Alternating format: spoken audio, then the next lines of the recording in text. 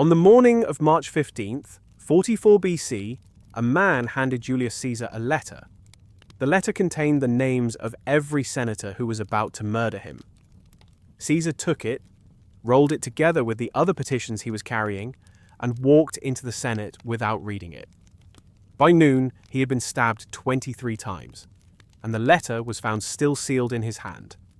That detail, the unopened letter, is not legend. It comes from Plutarch, one of the most careful historians of the ancient world. And it is the kind of detail that makes the assassination of Julius Caesar something more than a political event. It makes it a tragedy in the oldest sense of the word, a catastrophe that the victim could have prevented and chose not to, for reasons we will never fully understand. This is the story of how Rome murdered the most powerful man it had ever produced, and how the murder accomplished the exact opposite of everything the killers intended. To understand why 23 senators decided that stabbing a man to death on the floor of a government building was a reasonable political strategy, you have to understand what Caesar had done to get there, and what he had done was unprecedented. Gaius Julius Caesar was born in 100 BC into the Julia family, an old patrician line that claimed descent from the goddess Venus, but had, by the time of Caesar's birth, fallen into relative political obscurity. They were noble but not rich, connected but not powerful. Caesar grew up watching men with less talent but more money climb to the top of Roman politics, and he developed two qualities that would define his career: an absolute certainty that he deserved to be at the center of events, and an almost supernatural ability to make other people believe it too.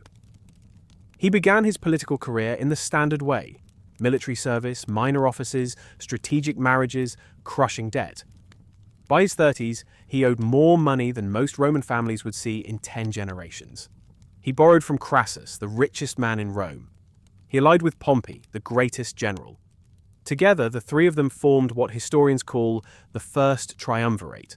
Not a formal institution, just an agreement among three ambitious men to divide power and block anyone who threatened any of them. But Caesar needed something that politics alone couldn't give him. He needed military glory. In 58 BC, at the age of 42, he took command of the Roman legions in Gaul, modern-day France, Belgium, and parts of Germany and Switzerland. And for the next 8 years, he waged one of the most extraordinary military campaigns in history.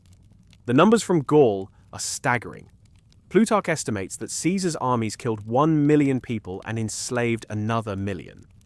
Modern historians debate the figures, but even conservative estimates put the death toll in the hundreds of thousands. He conquered over 800 cities. He fought the Germanic tribes across the Rhine. He invaded Britain twice, the first Roman to cross the Channel, not because Britain was strategically important, but because no one had done it before. And Caesar understood that first was a form of power that no amount of money could buy. He wrote about all of it himself. The Commentari de Bello Gallico, his account of the Gallic Wars, is not a military report. It is a masterpiece of political propaganda written in the third person, as if Caesar were observing his own genius from a respectful distance. Caesar saw that the enemy had positioned themselves on the high ground. Caesar ordered the 10th Legion to advance. The humility is entirely performative.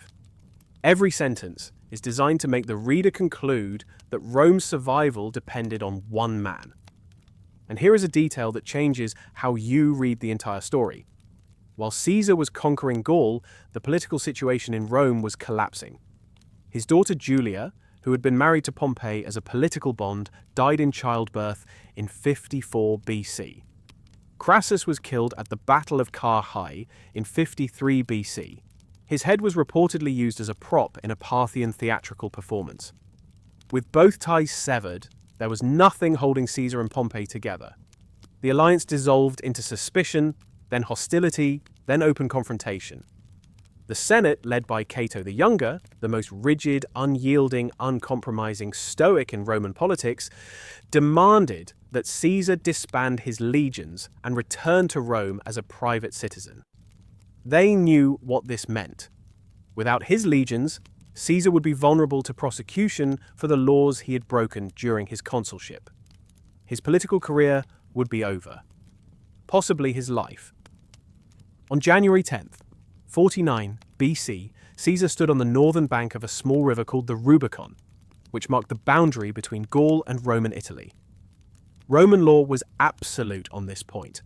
No general could bring his army across that boundary. To do so was treason. It was a declaration of war against the Roman state. Caesar reportedly stood at the bank for a long time. Suetonius says he turned to his officers and said, "The die is cast." Plutarch gives a slightly different version, quoting a line from the Greek playwright Menander, "Let the die be thrown." The difference matters. The die is cast suggests certainty. Let the die be thrown suggests a gamble. Caesar may have been less confident than the legend allows. He crossed, and the civil war that followed tore the Roman world apart. Pompey, despite commanding larger forces and the official support of the Senate, was outmaneuvered at nearly every turn. He retreated from Italy without a fight, a decision that stunned Rome and that his allies never forgave. Caesar pursued him to Greece, where they met at the Battle of Pharsalus in 48 BC.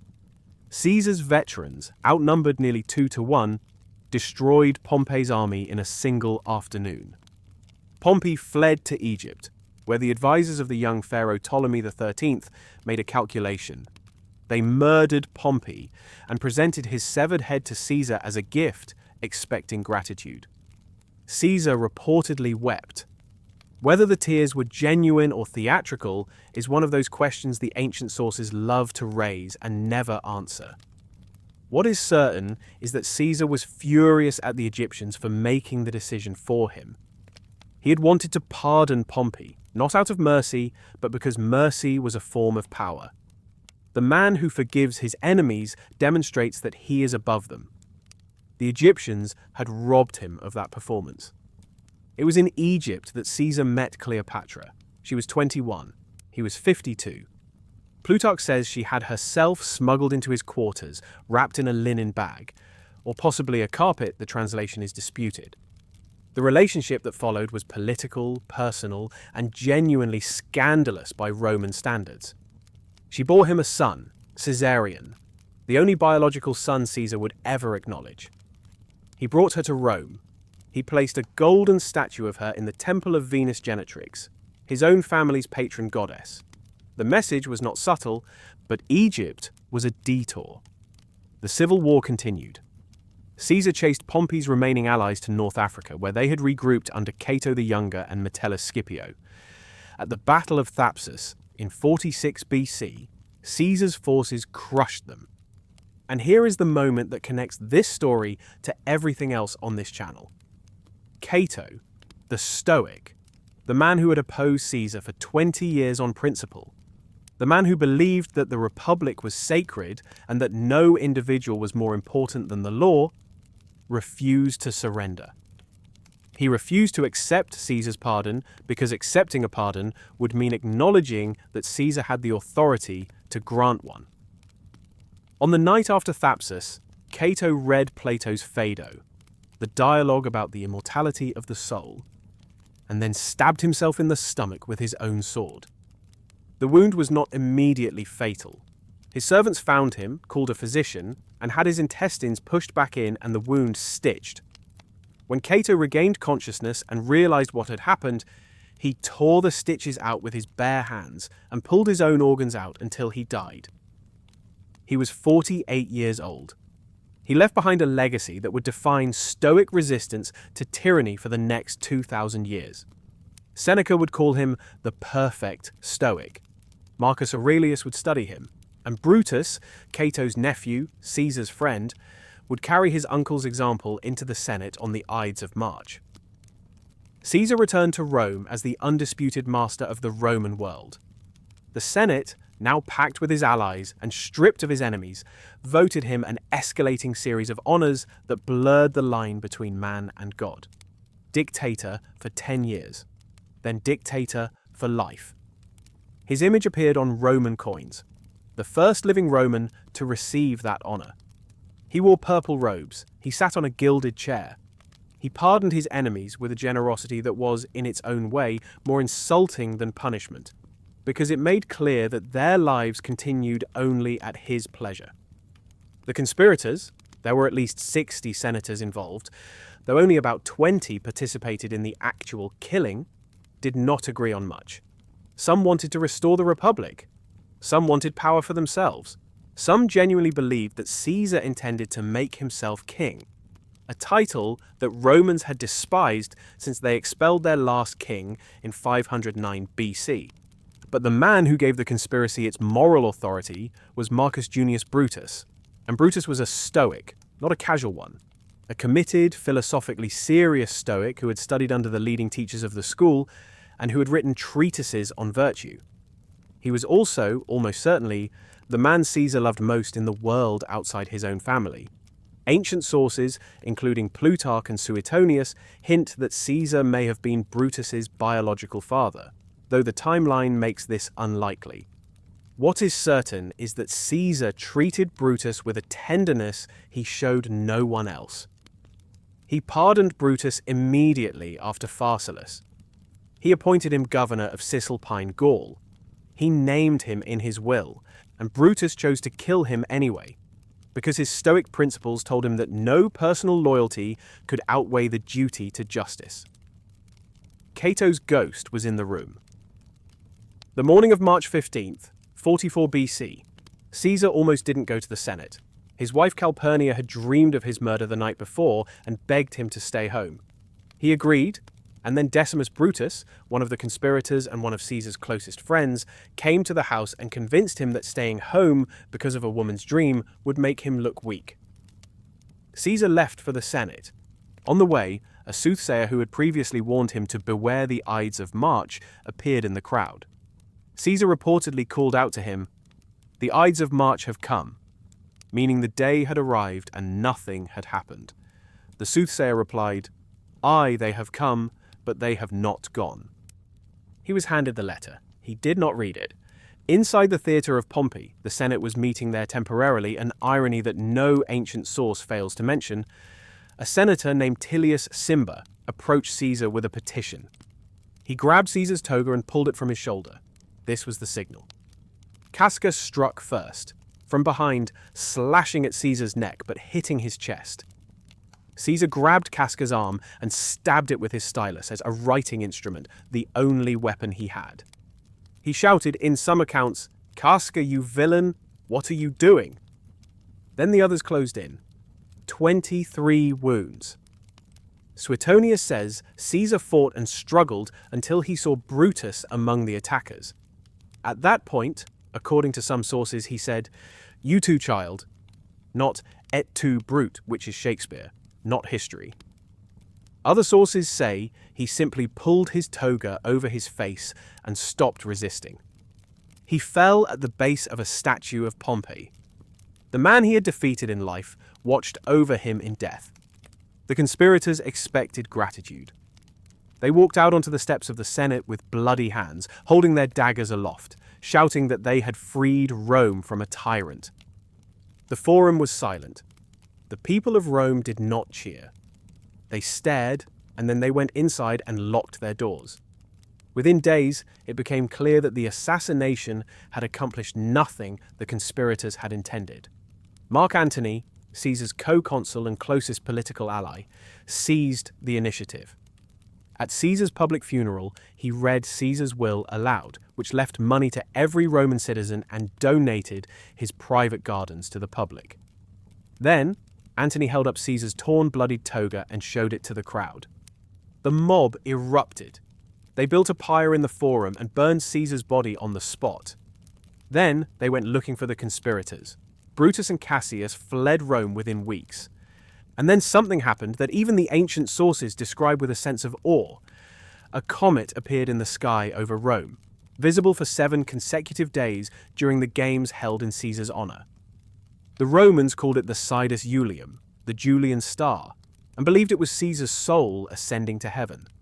Augustus, Caesar's adopted heir, placed a star on every statue of Caesar from that point forward. Within 3 years, Brutus was dead, by his own hand, after losing the Battle of Philippi to the combined forces of Antony and Octavian. Cassius died the same day, also by suicide. Nearly every major conspirator was killed in the civil wars that followed. And the republic they had murdered to save was replaced by something far worse than anything Caesar had built. An empire under Augustus that would concentrate more power in one man's hands than Caesar had ever dreamed of claiming. The conspirators killed Caesar to prevent a king. They got an emperor instead.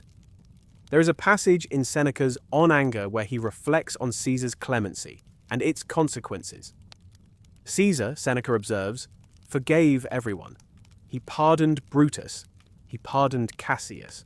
He pardoned men who had fought against him in open war. And they repaid his mercy by killing him in the most intimate way imaginable, up close, with knives in a room full of men he had trusted. Seneca does not draw the obvious lesson.